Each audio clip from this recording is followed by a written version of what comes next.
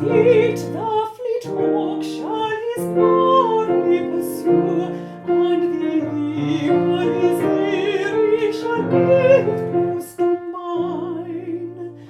With the rocks and the skies and the ocean in view, on my lonely cold couch of green turf I'll recline.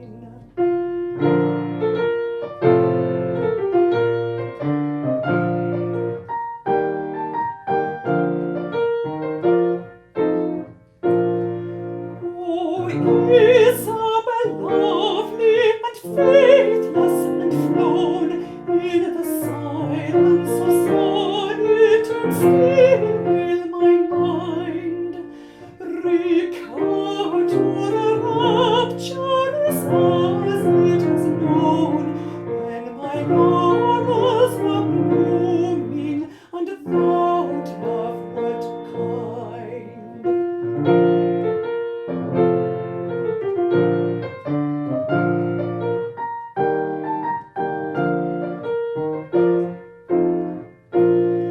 But I am forgotten in this wild desert scene. I will learn from the torments of memory to fly. If mid sorrow and anguish one pause intervene, it shall teach me, false maiden, how sweet is